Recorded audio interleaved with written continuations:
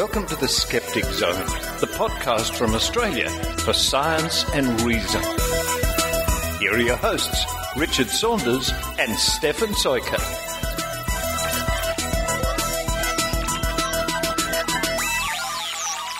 Hello, Richard. Hello, Stefan.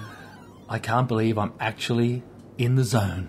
You've come back into the zone. We don't know where you went, but you're now back in the zone. I'm way back in the zone. I think I went to an alternative universe for a couple of weeks there. I know what happened to you. What happened? You were raptured. Really? I think that's what happened. I actually was raptured. Yes. I have no memory whatsoever, and all I know is I'm back in the zone now. Isn't that incredible? So I can't even say it was a good experience or not. So you, out of all the people on the planet, you were the one who got raptured. I was the one. You were it. And I'm back. You're back. Yeah, and I can't tell you anything about it. But it's good to be back. I'm glad you're back. I wish you could tell us something about it, because I'm still getting over the fact that the rapture didn't come 2 weeks ago. I know, it's taken a while, and I mean people say basically no one was good enough to go, so we're all just damned. That's it. That's it. There's nothing we can do. It actually did happen. It's just nobody got taken. I heard that. They said the excuse, one of the excuses that have come about for the end of the world or the rapture not happening is, well, that was the last day you could repent. Oh. So even if you repent now, you're screwed. Oh, really? Yeah. That was the deadline. That was the deadline. So this is what they're saying now, and the real end of the world is in October. October. Does saying sorry to your wife count? Because I think I might have said that a couple of times that day. Is that repenting? No. Probably not good enough. I don't think it doesn't quite cut it. It doesn't quite cut it. Okay. You can try. I mean, when you get to the pearly gates, you can say, "Look, Hey, come on, Lord. This is what I did. I apologise. I mean, you can just tell them that you are on the Skeptic Zone, and they'll say, "Oh, come straight in." Yeah, right. There's a special. We're in big trouble there, according to some people. No, but it is great to be back. And what episode is it? 138. 138 for the. What's the date today? This is the 10th of June. That's right. June. It is June already. Wasn't it like just Christmas? I know. Pre-rapture, it was. Time seemed to go a lot slower. It did before the rapture. It did. Now it's just flying. We're just hurtling towards damnation. Good. As we were from episode 1. Oh, yes. So what's happening this episode anyway? We have an interview with a top bloke by the name of Lawrence Leung. Oh, Lawrence Leung. Yeah, is that the correct pronunciation? That's not too bad. Not too bad. He's from Melbourne. Mm-hmm. He's just about to appear in his own TV show on ABC television here in Australia, on ABC One, called Unbelievable. Now, he goes around the world and he investigates ghosts and psychics and strange things. Ooh, in a skeptical manner? In a skeptical comic manner. A comical skeptical manner? Yeah. Oh, that is unbelievable. It is, isn't it? Well, that's good. So he's going to have a bit of a chat about the show, which is coming up soon. Yeah, in fact, it'll be on this Wednesday coming up. Whatever the date of Wednesday is, I think it's the 15th. Soonish, yeah. Soonish. Yeah, well, that sounds pretty good. Well, more skepticism and comedy on the TV. On the TV, but we'll be chatting to him in just a moment, and in that chat, we actually give the correct time and the date for his show. That would be very helpful for our listeners, yes. I think so. And following that, we have the think tank. Think tank. A lovely little think tank. Oh, I heard there was. Couldn't quite. No, I know there was a lot of toing and froing in the emails there to try and get the whole team together, and it just didn't work out. It changed from Thursday to Monday to Tuesday, and whenever it was, because Dr. Rachie, of course, has slipped away to Vanuatu. Oh, Vanuatu. She's having a little holiday in Vanuatu, checking out the volcano there and the fire walking and all sorts of things. So I guess we'll hear about that when she gets back. I hope so. I think she's in fact, I heard along the grapevine that she had a little bit of extra money given to her specifically to buy crabs. Ah. And eat them. To eat them? To eat them. Bring them back? I hope not. Oh.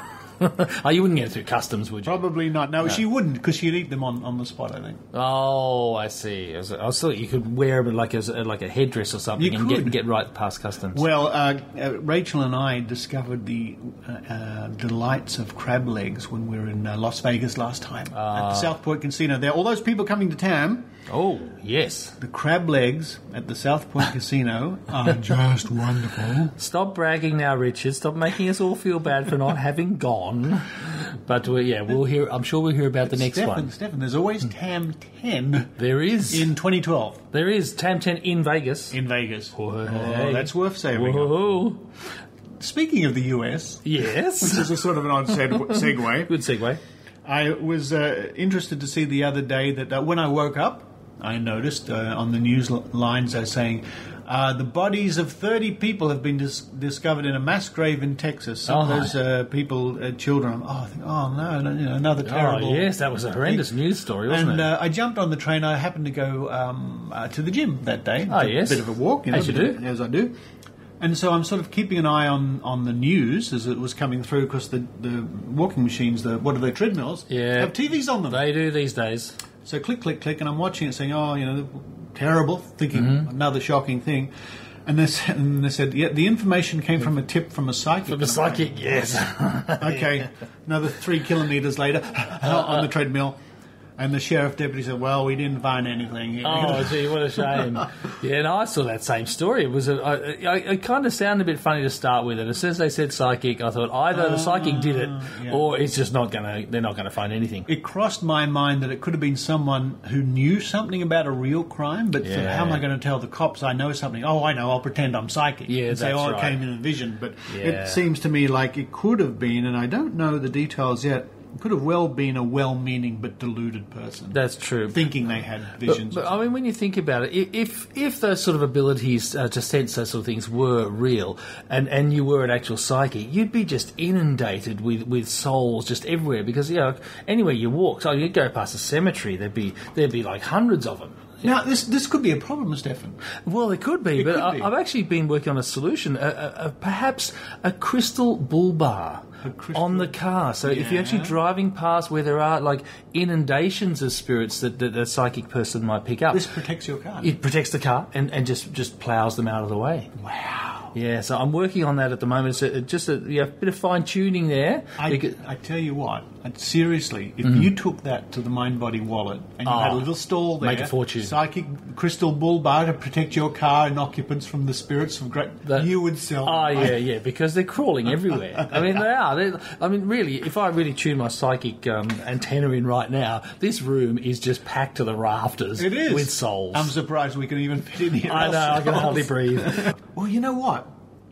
We had a great... thank you to everybody who emails me. Of course, I try to answer your emails. I do. If you haven't heard from me yet, you will. Eventually, I've got to get through them all. But one that caught my eye was from a listener, Ben Phillips. Now, Ben works at a giant coal mine up in the Hunter Valley, and he said he really enjoys listening to the show because he's driving one of these monster, big, stupid, get-out-of-here trucks, right? You see on the TV with the tyres which are bigger than your house and stuff like that. Yeah. So he's up there in his little cabin with coal in the back, 20 feet in the air or whatever the hell it is, listening to the Skeptic Zone. Oh, really? Well, that's fabulous. And he sent us a photo, didn't he? Yes, here it is. Steph and I just looking at this photograph. And and what's that at the front? Oh, my goodness. He's got a crystal bull bar on it. He does. Because, of course, does coal mines. There's a lot of spirits in there. Well, it could be a diamond one, because diamond comes from coal. Oh, yes, it's all making sense. Well, Ben, thank you very much, and we hope you are continuing to enjoy it over the rumble of your massive, great Tonka truck. That does look like a big Tonka. Well, thank you very much, Ben, for listening. Thank you to all those other listeners, too. Thank you to those kind people who've been contributing lately. And we've got more $1 a week subscribers. All the time. It's really great, and thank you all, because that lets me buy nice equipment for the crew. It pays for the hosting of the show. And that's why we get it out week after week. And we want to grow. Of course, we want to get more people in, do a few more promotions, all that sort of thing. Because the whole idea of skepticism has to expand on this little planet of ours. This little planet covered with ghosts. That we plough with our crystal bull bars. Let's get on with it. Let's do the show. All right.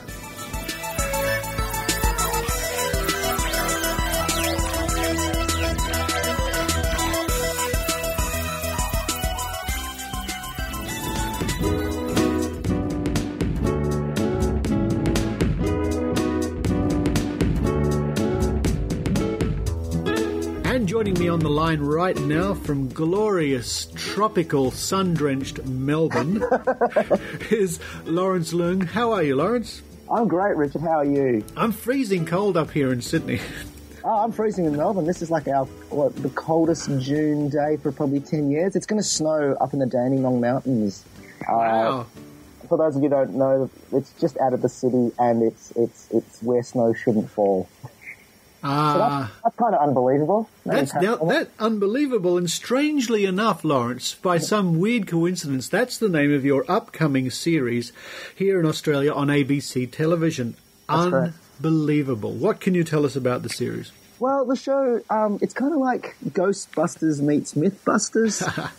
It's a comedy show, but it's also got a lot of science and psychology in it. It's kind of the show that I wish I had when I was in high school and uni, when they used to play science docos to us, which were quite dry and boring.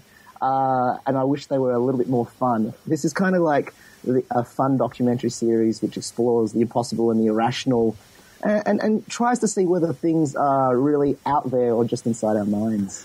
And it was interesting that I think it was last year when we were both at the amazing meeting in Las Vegas, we bumped into each other and had a bit of a chat, and you were telling me all about you were in the process of making this show, and you worked with a good friend of ours, Banachek.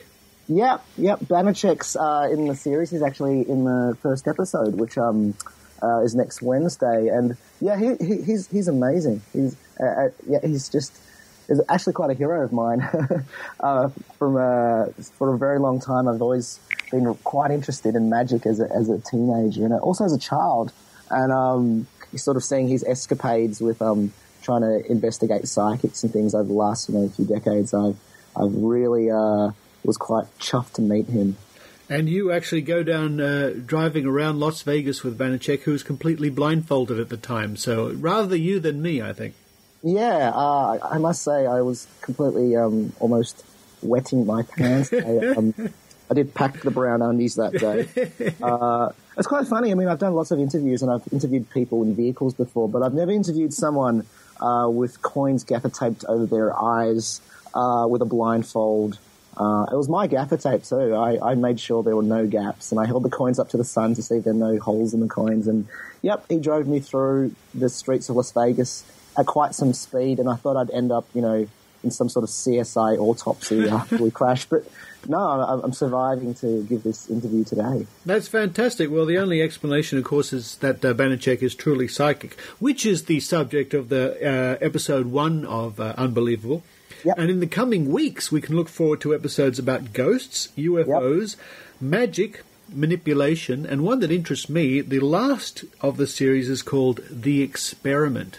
Yes. The experiment, the not so scientific or not so, it probably wouldn't pass any ethics committee really, experiment. This is an experiment where I guess I wanted to turn everything on its head, because I guess a lot of people in sort of the world of reason, as people like yourself, try to add a bit of common sense to the world and try to turn.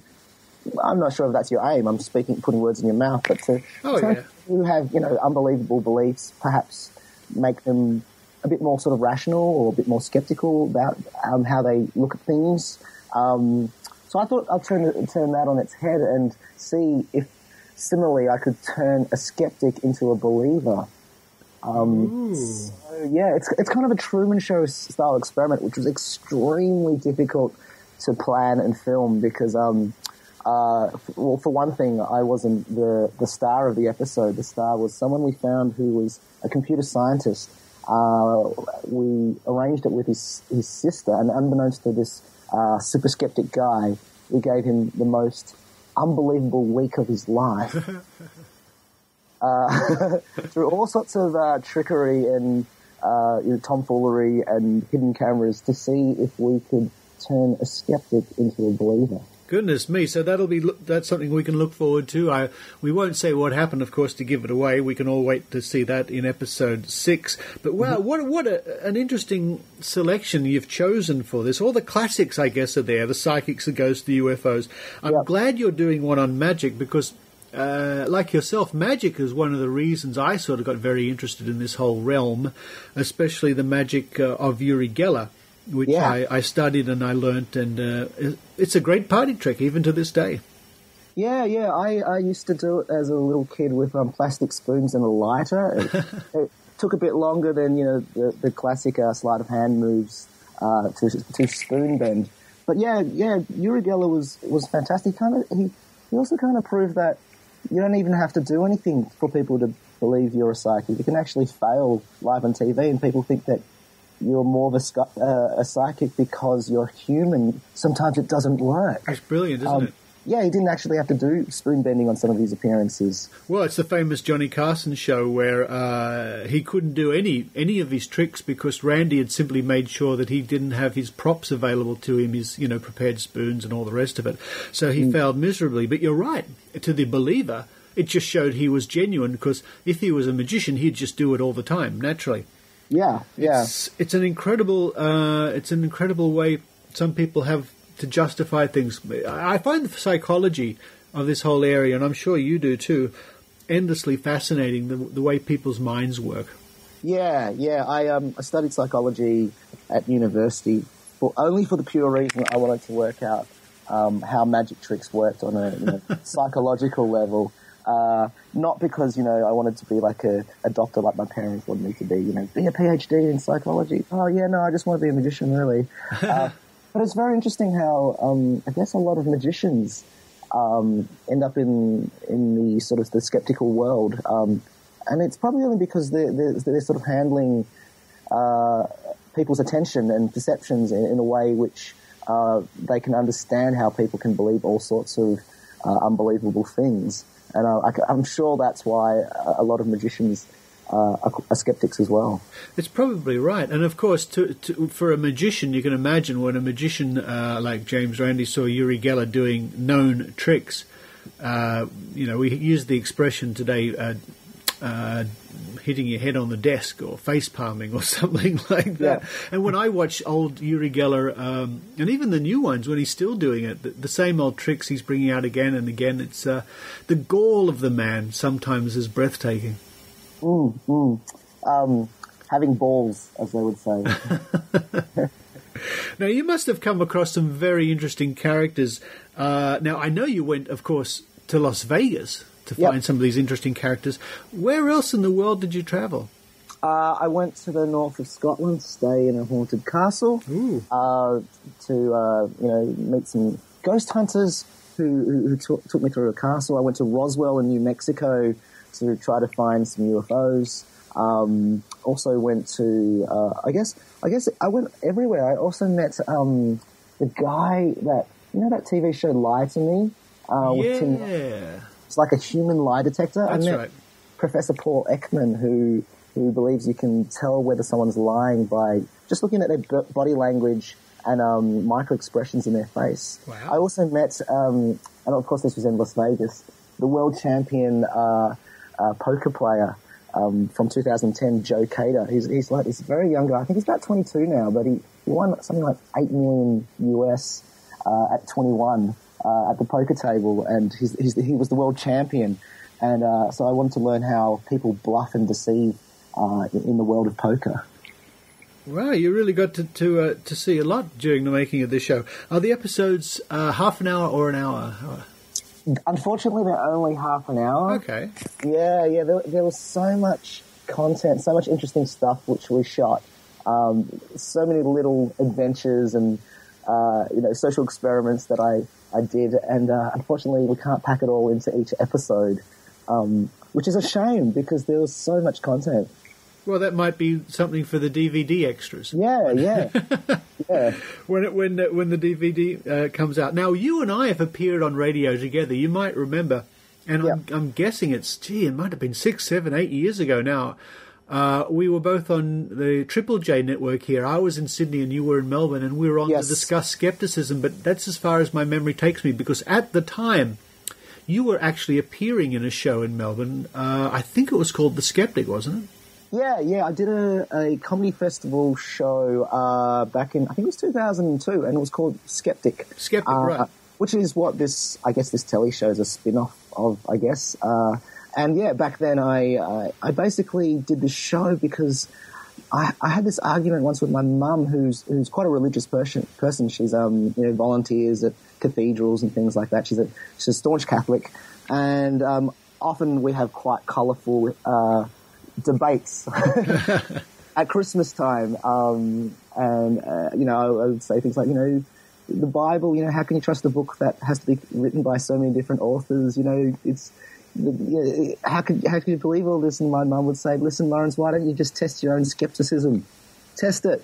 You're testing everything else. Why don't you test your own beliefs? And I thought, okay, Mum threw the gauntlet down, and so I thought what I'll do is I'll put myself into situations where I have the highest possibility of experiencing the paranormal and the supernatural, so I can finally, once and for all, see what I was, not so believing of at the time. Yeah. So that's why I went to Scotland. I stayed in haunted castles. I slept alone in underground catacombs.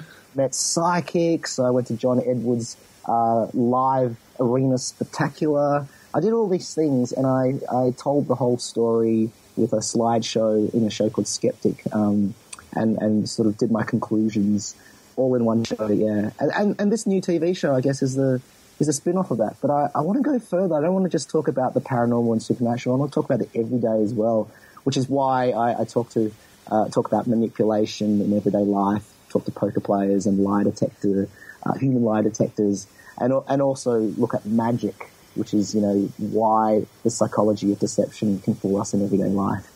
That sounds fantastic to me, and I'm really glad I did bump into you when you're in Las Vegas, because I remember at the time, I think I was showing you and the crew, your producer and the camera guys, the body balance tricks of the magic power bands.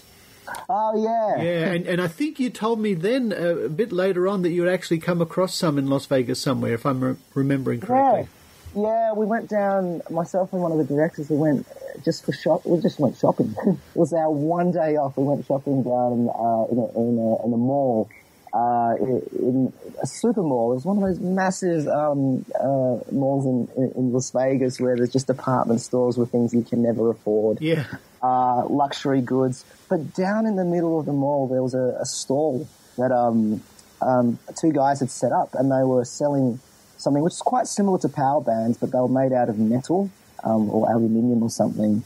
And they said it could focus the energies and frequencies of the universe.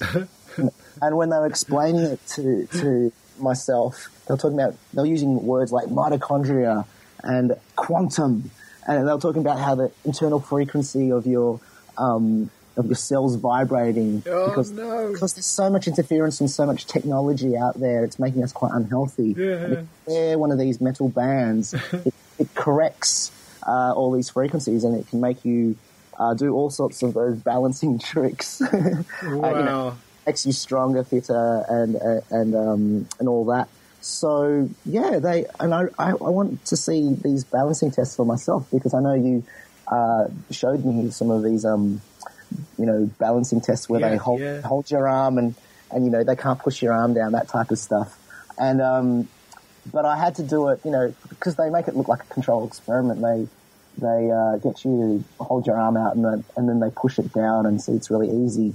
And then they get you to hold their metal band in your hand, and we're holding it in my hand, and then they push down, and they can't push it down.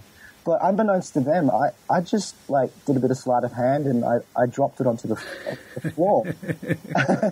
And so I was not in contact with this band at all, and he was still having trouble. Somehow, miraculously, these power bands were working through the floor and still was able to make me super powerfully strong. Well, it must be true then. It must be. He's got some very powerful stuff there. That's great, and I'm still, absolutely rapt that in this country anyway, the skeptical movement has had some great success in cutting down these things and having them stopped and banned and all the rest of it. So, skeptical activism can work wonders. Well, look, Lawrence, I cannot. Sorry. Skepticism. I cannot wait to see Unbelievable. It kicks off on the Wednesday, June the 15th on ABC One at 9:30 p.m. This is the show every skeptic in Australia should be clamouring to see. It runs for 6 weeks. And, Lawrence, our shows might sort of be on, there's some sort of overlap. I don't know yet. So that would be good to have at least 2 skeptics on TV. Yes, and like we are now, remote viewing via Skype. So yours is the One, is it? The One, that's right. And I'm not sure when that starts, but there's a possibility that they could overlap a little bit. But I'm sure listeners will be rushing from one to the other. Brilliant. I look forward to seeing you on it. I look forward to seeing you on yours, too. Oh, shucks. All right, Lawrence, all the best for the show. And again, we'll be certainly tuned into the ABC June the 15th at 9:30 p.m. Thanks, Lawrence, very much. Thanks, Richard.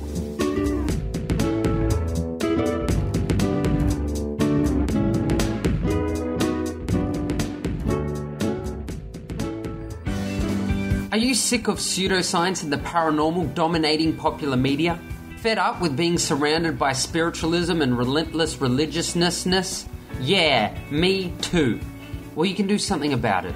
Help support the brand new Flim Flam comic, a weekly online comic strip that promotes critical thinking through quirky cartoons and hilarious jokes.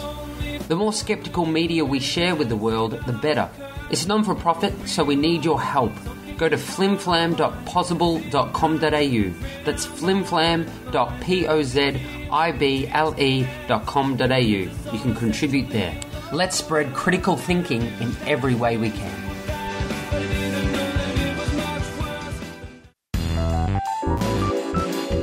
Join us now for Drinking Skeptically in the Think Tank.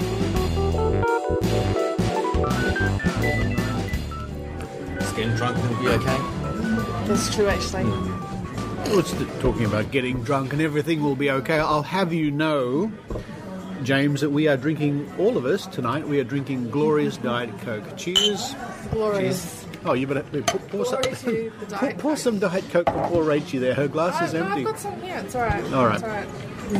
Well, yes, and I've given away the whole Think Tank crew tonight. It's Dr. Rachie. Hi, Dr. Rachie. Hi, Richard. Thank you for coming along. And James is joining us, Bastard Cheap. Hi. Hey, Richard. We're a bit thin on the ground tonight in the old Think Tank. Some people couldn't make it, but that's all right. We're here. Well, some of us are selfishly going overseas on Wednesday, so we normally record the Think Tank on Thursdays, and because I won't be here, I moved it forward. Now, nobody else could be here. What is this selfish trip all about, Rachel? It's incredibly selfish. It's just self-indulgent trip to Vanuatu. For no reason. I'm not doing any work. I'm not doing it. Oh, hang on. Well, if you want me to do a talk, let me know. Well, you Vanuatu skeptics? Vanuatu skeptics. Or you can look into local legends and goings on, or maybe tribal medicine or something. Yes, well, I'm planning to go to a local sort of ceremony where, because obviously Carver is drunk quite a lot in those South areas, Pacific, yes. including Vanuatu. So, although I mean that's not really superstition. I've had Carver. It's very numbing. It's very numbing. I wouldn't recommend it too much. Yeah, but I don't know if it's associated with any sort of spiritualism, is it? Isn't it just like an alternative to alcohol? It is in a way, yeah. It's a social thing, isn't it? Yeah. So you get numb lips and everything, but it does taste like dirty dishwater. Well, it is. It's basically ground up roots mixed with water. So it's like mud, isn't it? Yum. Now, speaking of mud, we have a story here about Scientologists in Australia by a good friend of ours, Steve Canane. Yay. The Cananinator, as he's known to his friends. Actually, he doesn't know that. Don't tell him that. Oh, too late now. However, reading upside down here, it seems to me that a prominent member of the Church of Scientology in this country has been... Oh, now listeners may be wondering why it suddenly got very quiet. And where's all the background noise? Well, we've had to suddenly move and come to a back room here at our favourite club down the end of the street, which is a giant empty room with no people talking, so we can talk, which is much better. And I think we're going to discuss this story by our good friend Steve Canane, who we admire very much, about top Scientologist charged with perverting course of justice, Dr. H. Do you have a fanboy crush on Steve Kinane, do you? Me? Yeah. Why would I have a fanboy crush on Steve Kinane? Most boys I know have a crush on Steve Everybody Kinane. does, yeah. I think he's great, but I don't exactly have a fanboy crush on him. Oh, come on, you do. Well, Sheepy knows more about this story, so he should talk about it, I think. Okay, well, basically, 12 months ago, you may have remembered about May last year, or more specifically May 19, according to my YouTube channel here. Yeah. There were a lot of stories on Australian TV about Scientology. There were. I remember that, exposés about them from the daughter of the Australian president, things like that. One of the stories was actually a cover-up of child sexual abuse. Now, what basically happened is this young... Allegations of... There were allegations of it. Uh-huh. Yes. Now, what allegedly happened, was... Yes. Allegedly, this young girl, her parents were heavily into Scientology. She was living in this tiny little house in a commune with dozens of other people, where she got sexually assaulted by some people that I can't remember off the top of my head who it was, whether it was her parents or other people in the commune. Anyway, when the Department of Community Services came along to check up on all these people living there, Jan Eastgate, who was out in Australia at the time, she actually coached this girl into how to respond to Doc's questions, which is completely illegal. Docs is the Department of Community Services. They actually went under a different name at the time. For they weren't known as our Docs, international listeners, Docs is the government agency who looks after child welfare, that sort of thing. Other things like that. Now, if you think these allegations are bad, you should really know who Jan Eastgate is. She is the head of the CCHR, which is the Citizens Commission on Human Rights. The front. Yeah, the front of Scientology that is apparently all about human rights. Coached a girl how to respond to docs so that Scientology did not get into trouble. That's pretty bad. This is a bit of what do you mean? Now, these allegations came out 12 months ago, and nothing was really done. This is because Jan Eastgate is actually from America. However, over the last week or two, she came out to Australia for a little visit. And when she was out here, the police decided to catch up with her. They filed some charges against her and took away her passport. Oh, dear. So a lot of us are very eagerly awaiting to see what happens from those charges. A lot of people around the world, I'm sure. If people want to follow this story, I guess the best thing to do would be to Google Scientologist arrested Australia, and you should be able to find out more information. I've printed out the story by Steve Kinane, which was posted right at the end of last month, I see, May 31st. But that could conceivably be a huge blow or huge news in regard to the Church of Scientology. Well, actually, Steve Kinane was the one who sort of unearthed this story. He's the one who broke it, yes. He I've broke actually got the YouTube on video up right here. Yeah, Right. and actually after he broke it on Lateline, he had an exclusive on the story. And then the following night, our sort of broadcast news, current affairs, magazine kind of crappy shows, they were both competing to cover the story, and they both ran it at the same time. They did, didn't simultaneously. they? Yeah, they always do, don't they? And at some point, you could actually hear the exact same questions being asked and the same questions being answered. It was so funny, though, because I spoke to Steve at the time, and he was like, yeah, I've got the... you and Steve are like that, aren't you? Oh, shut up. Just because you... Anyway. Just because we're jealous. But he had a sort of embargo on the story as well, and so as soon as it broke on Lateline, you could just almost hear the other journos from commercial stations just like scrambling over each other to get a piece of it. The Church of Scientology, by and large, these days gets a pretty, what's the word I'm looking for? A heavy run on all networks. Heavy as in they get criticised a lot. You know, people are coming down like a ton of bricks on them, which is really good to see. Yeah. It's fantastic, yeah. 12 months ago, I was really surprised when these stories were first coming out because Scientology are known to be very litigious. Yeah. Is that the right word? Litigious, yeah. Well, they're known to be like that all around the world. That's why people hesitate before taking action or commenting too much about them. Well, they did, but now it seems to me so many people are doing that. People are getting less afraid, I don't know if they can pursue everyone that's criticising them anymore because it's happening so much, isn't it? It's a good point, Dr. H. If there's a tidal wave of people doing it as individuals, what are they going to do? That's an interesting idea, listeners. And Streisand effect. it is the Streisand effect in a way, isn't it? Now, another story that you posted on your Facebook page, Dr. H.E., and I know how much you love the show, and I enjoy it too, air crash investigations or air crash investigations. Show. I love it. It's a good show. Yeah. It's a really great show. How do you know that I like air crash investigations? Because when it's on, you're texting me saying, air crash investigations. Yeah, all right. I think everybody who's a regular listener to The Zone is well aware that I'm a plane spotter. You are. And there have been occasions when we've recorded the show from my front room and you can hear the planes going over, yeah.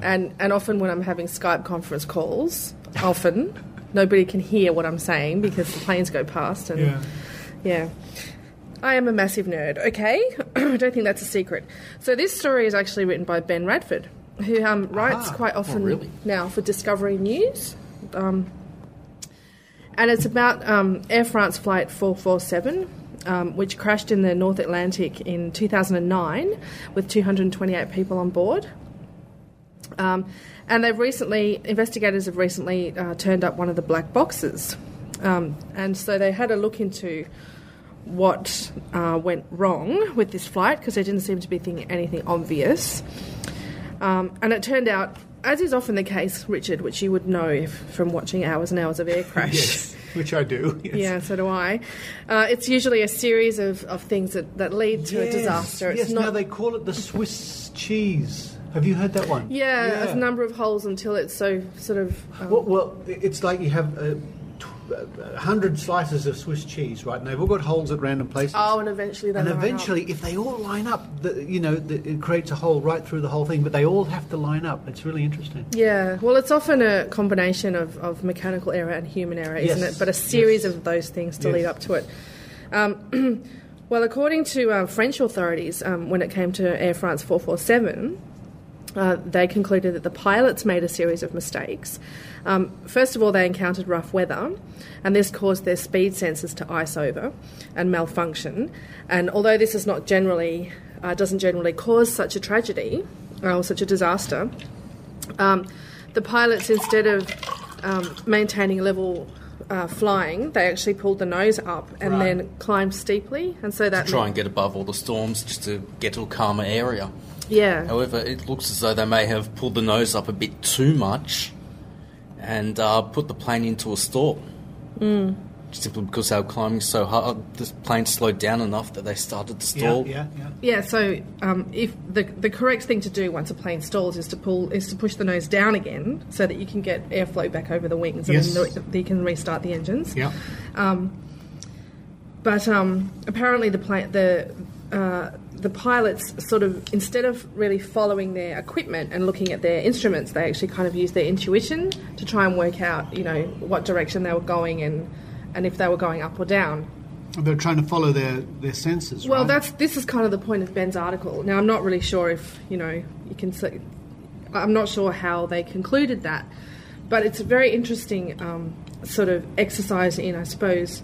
I don't know if you'd really call it cognitive dissonance, but it sort of is in a way, because there's a really great YouTube video that listeners should seek out. It's from a guy called Ash Donaldson. He's Australian. He did it for TEDx in Sydney, I think, or Canberra. And he actually learnt to fly a number of years ago. And the way that you're taught to overcome your instincts when it comes to trying to work out whether you're up or down, when you're in a situation where you can't see a horizon, for example, there's no real way that you can intuitively work out which is up and which is down. Which is down. And so, I mean, are you heading towards the ocean in the middle of the night? Well, you don't really know intuitively. But it's very difficult for you to try. You're so used to working off your balance and your senses as far as what you feel. Because it's hard to just ignore those and look at the instruments and believe what the instruments are telling you. The sensory input you're getting experienced as a human could possibly say you're climbing. Yeah. Where, in effect, you're diving and you're upside down and you're diving. Well, all sorts of crazy I mean, stuff. there have been incidences such as that, which you and I have seen on Air Crash. And so Ash does a 20-minute talk. It's really interesting because he talks about how when he was taught to try and train himself to ignore his intuition, he would have sort of a what would you call it? Like a visor. A visor put over his eyes so that he could only see his instruments and he couldn't see outside the window of the plane.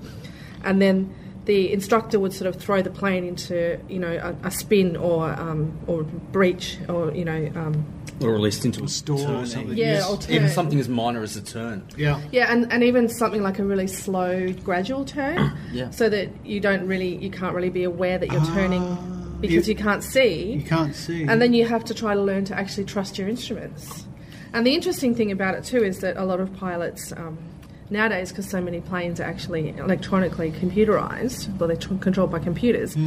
They're less and less trained to actually rely on having to take action from their instruments, because normally the computer fixes that. Right. So I think that's the article that Ben Radford's written is about that. There's another example that he uses here, that this is not the first time the Air France 447, was not the first time. And he mentions another incident in February 2009 in Buffalo, New York, where 50 people, including one person, were killed on the ground. And they think that was a result of pilot intuition. I remember overcorrecting, yeah. So in this case, the pilot and the co-pilot had not been paying attention to the plane's airspeed, and when they realised the plane was about to stall, the pilot pulled the plane's nose up instead of down. So exactly the same thing that happened to the Air France pilots. I think I remember the New York one from air crash, in fact. Yeah, it went down in a suburb, and they initially thought it was a terrorist attack or something. Yeah. Yeah, I think if that's the same one, I think it's the same one. Now, the moral of this story, if I can put it that way, is that a lot of people that we certainly encounter, you hear the expression, trust your gut, or go with your first feeling, or female intuition is an old expression, and all this sort of thing. And here's a classic example of where your senses and how you just feel about something can completely and utterly lead you astray. And I remember Carl Sagan used to say, when people said, well, Carl, what's your gut feeling about something? He says, I don't think with my gut, I think with my head. But in everyday life we use our gut feeling about something. For pretty much everything. Yeah. I mean, it's pretty hard not to, Well, this is what, that's a point that Ben was making in this story too. He says, Ted Bundy was handsome and charming, and no one suspected a Sunday school teacher and a mum of raping and killing 8-year-old Sandra Cantu in 2009. So he's saying, by all means, use your intuition for whether you think that that girl is right for you in the pub when you've had a few beers. But when it comes to making life or death decisions or emergency decisions, it's probably better to, like you say, think with your head, not with your gut. Yeah, it also reminds me of something else Carl Sagan said. It's where we have strong emotions, we are liable to fool ourselves, which I think is very true. When you have a very strong emotion about a topic, it clouds your judgment somewhat. That raises a really interesting point, Richard, which is about one page of The Panic Virus by Seth Manookian, which really intrigued me, and I had a discussion with Joe about this a few weeks ago, and I really want to look into this a little bit more, but he makes the point that all decisions, rational or otherwise, involve an emotion, and even rational decisions, there's emotion connected to that. And what he's trying to do is explain why anti-vaxxers make what seems like irrational decisions, but he's pointing out that even people that make rational decisions, there is emotion connected to that. And just as a human, you cannot dissociate emotion from any decision that you make. I'd have to agree. How could you? It's part of our thinking processes to do that. But you can limit it. I mean, you can turn it down, to the best of your ability. But ultimately, it's still coming from the human brain. But it intrigues me, that concept. I don't know a lot about psychology and that sort of stuff, but it intrigues me that decisions that I'm making, even when I think I'm not using emotions, I am. And that's kind of annoying, isn't it? And there's the emotion. Yeah, I know. I mean, I just had a rant to you before we started recording, and I was going to make a decision based on emotion, but, But you know what? Sometimes you have to make decisions based on emotions. You really do. I mean, that's, again, it's part of being human. I mean, we don't get everything right. So this reminds me, too, of... Joe's a very big fan of Carol Tavris. She's an author. Yeah. She recently wrote a book called Mistakes Were Made, But Not By Me. And it's basically about explaining kind of why people believe weird things, I guess, which is the title of another book, not by her. By Michael Shermer. Yeah. And sort of discussing that how it is that just because you're a rational, skeptic, atheist, or whatever you are, doesn't mean you're immune from believing weird things. Absolutely. Because we're hardwired to believe that sort of stuff. And so I think Jo particularly likes this book. I haven't actually read it, but because she finds it quite offensive when people dismiss people who believe, maybe they believe in ghosts or the Yowie or the Penrith Panther or something, as, they're just stupid. Because they can't rationalise that, and they can't, extricate themselves from that belief. Therefore, they're stupid. And that's something that skeptics sometimes get tarred with, that sort of, we're criticised for being elitist and... Well, it's a big mistake a lot of new skeptics make, or a lot of people who call themselves skeptics, is to either label, say, believers in New Age and all this sort of stuff. They'll use the word, they're just lunatics, or they're nuts, or they're cranks, or something. And that's really, really not helpful. Or another huge mistake people make is they'll put paranormal people into two categories only. One is liars and fakes and frauds. The other one is they're real. They really can speak to the it's not skeptics necessarily, but maybe the general population, and they don't realise that the vast majority of people that certainly I've encountered, and probably you too, are people who honestly believe. They honestly believe. Mistaken. Yeah, and that doesn't make them any more stupid just because they do believe in those things. And it's just, and I mean, you guys know that you have to train yourself to be a skeptic. We're not naturally born to think rationally. And, that's right. And in, this sort of way, we're naturally wired to believe in things like... It's a pity there's not another word for people like us who have actually know what the hell we're talking about, because any numpty can call themselves a skeptic, which really makes my blood boil sometimes, where someone will say, well, so-and-so was a skeptic, but now they're a believer. And I said, they weren't a skeptic. Well, all right, they called themselves a skeptic. Maybe they didn't believe, but they weren't trained in critical thinking and skepticism and basic magic tricks and basic psychology like we are. Well, that's interesting too, Richard, because you've mentioned this before, and I think it's really a valid point, is that, scientists can be fooled by magic tricks. Yes. There's it was the Banachek case, right? Where he went in and pretended to be psychic to a whole bunch of scientists. Was it Harvard scientists, or at least I don't know the story very well. I don't actually. The place eludes me, but yes, he and his friend went in and basically fooled scientific people. Uri Geller fooled scientific people. Yeah. So and these people are highly qualified and have PhDs and stuff. Now, a very good friend of ours who's a scientist, Ian Bryce, who we see occasionally and is very active in the skeptics, is a terrific scientist. But I can show him the odd magic trick which completely, befuddles him, and he'll spend the next 2 years trying to work it out. Yeah, that's funny because he shows us the odd thing too, doesn't he? He does. But anyway, but speaking of skeptics, climate change skeptics. My point is that in the news today in Australia, there's been some allegations that climate scientists at the Australian National University, the ANU, have been receiving death threats to the point where apparently they've been moved to a secure location, and they have been receiving abusive emails, abusive phone calls, and what was described in a story in the press as death threats. Against not only them, but their family and their children. This is the sort of passion this issue is bringing up. Now, in I don't know if I'd use that word passion as an adjective. I think it's more irrationality. I mean, the point is that these people are just doing their job. They're scientists. They're simply carrying out their job, and so nobody deserves to receive death threats because they're carrying out their job. However, when you do get public debates going on about it, when you do get people discussing it, they do tend to get very, very passionate one way or the other, either in support of climate change or against climate change. Yeah, that's true, but then, And that's what the passion that he's talking about there. Not so much from the scientist side, but from the general public. But of course, in this country, one of the raging debates at the moment is this proposed tax. They call it the carbon tax. So that's bringing out a lot of heavy feeling and passion in the community. We had a rally just yesterday in capital cities for the tax. But then again, we have people being bussed to rallies against the tax. But it's a little bit of a concern because, there have been, for example, in the UK, a number of years ago, and also in the US, there were actually scientists that were that ceased doing animal research on rats because their cars were getting graffitied, they were getting death threats to their children.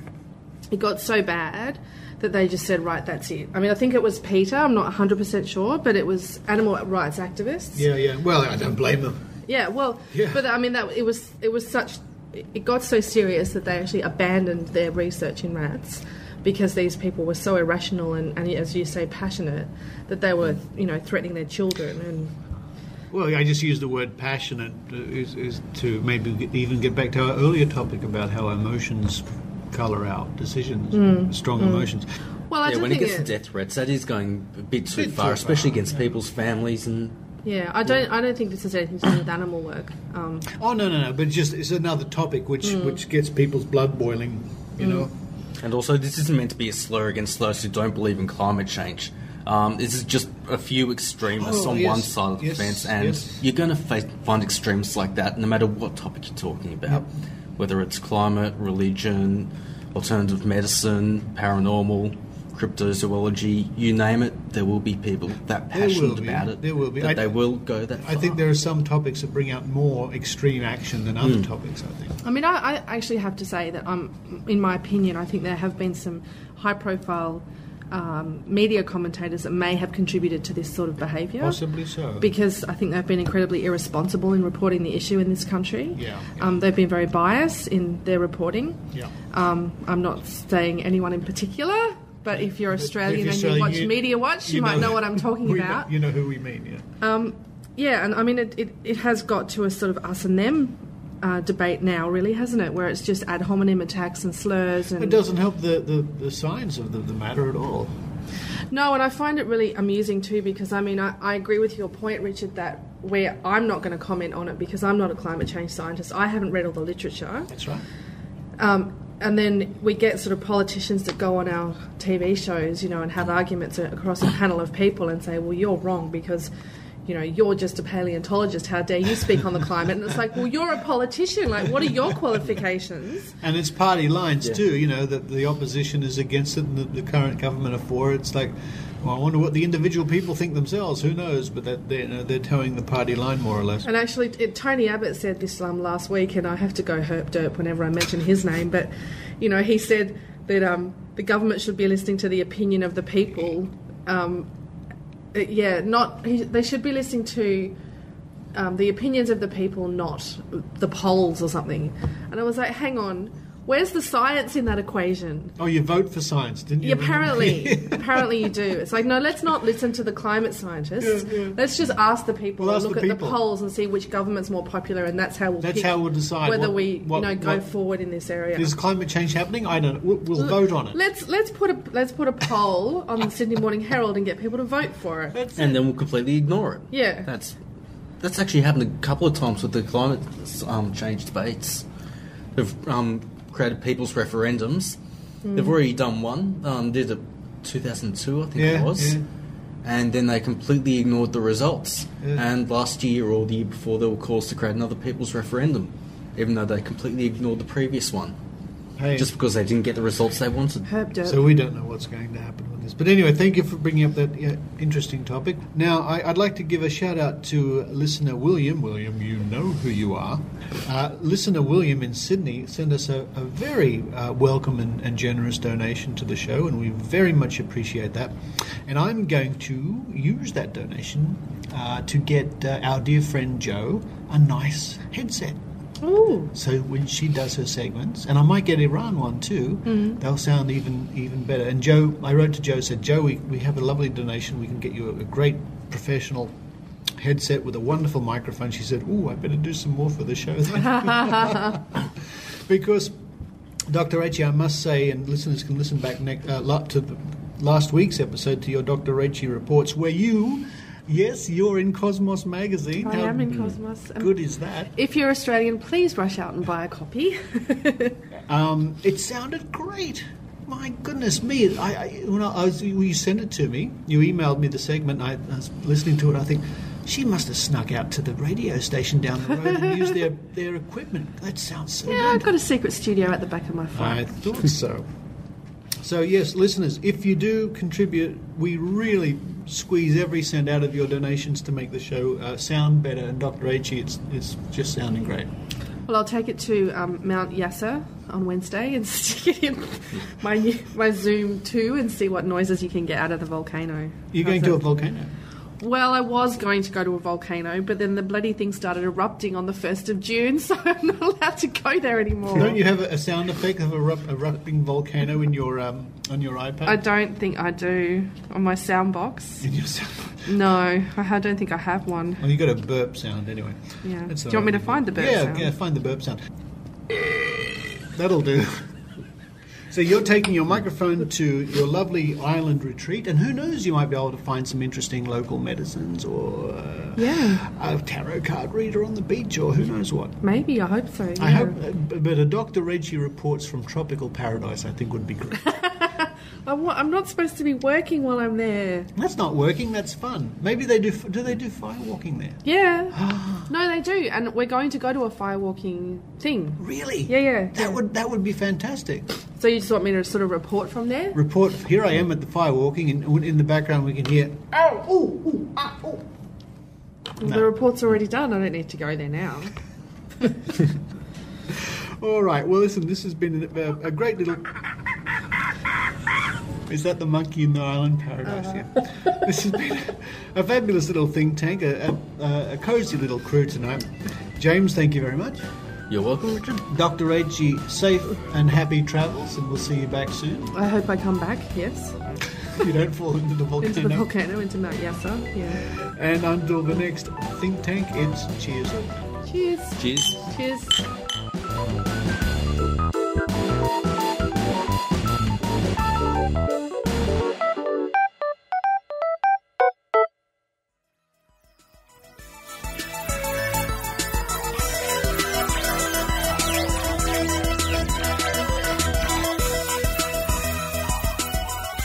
Well, Richard, another spectacular show there, episode 138. 138. Wasn't it good to have a chat to Lawrence Lerner? I mean, I can't wait to watch his show. I really can't. Oh, me either. And I am sure the show is going to be as unbelievable as the subject matter it contains. Good title for a show. It is. Unbelievable. And for a skeptical kind of show? Yeah. Perfect. Almost as good as the Skeptic Zone. Almost. Well, that's TV. This is internet. This is podcast, so it's a bit different. Or almost as good as The One. Oh, The One. Yes, yeah. Tell us about that, Richard. You're about to come back and burst onto the national screen again as the resident skeptic of a new game show, reality show. Reality game show? Yeah, if you're game. If I'm game, it's reality. Yes, that's right. We begin filming in about 4 or 5 days, in fact. Oh, fantastic. In the studio. And I'll be meeting everybody involved, and they're going to be dressing me up and cutting my hair. And making you look very sceptical and scientific. Oh, that's right. I'm going to have to look particularly sceptical. It's very sceptical. As they say, I'll call it as I see it. I think you probably will. I just know. Well, I think I'm going to call it as I see it right now, and I'm going to call it the end of the show. The end of the show. We should race out and have a drink. Have our own little think tank to make up the one I missed out on earlier this week. Why don't we race out and have a, what's your drink of choice? And my drink of choice, water. Water? Water? Magic water. Magic water? Magic water. Well, you have some magic water. Oh, yes. Magic water imbued with all sorts of healing properties. Under a crystal. Under a crystal. Over a crystal. And you'll have some... I'll have a Guinness or something. Well, it's a cold sort of wintry day, isn't it, out there? Yeah. So maybe I'll have one of those, what is it, Irish coffee? An Irish coffee. An Irish coffee. Oh, now you're talking. Well... folks, you can go and enjoy your drink of choice as we call a close to this show. We'll see you next week. Bye, Steph. Bye. You've been listening to The Skeptic Zone. Visit our website at www.skepticzone.tv for comments, contacts, and extra video reports.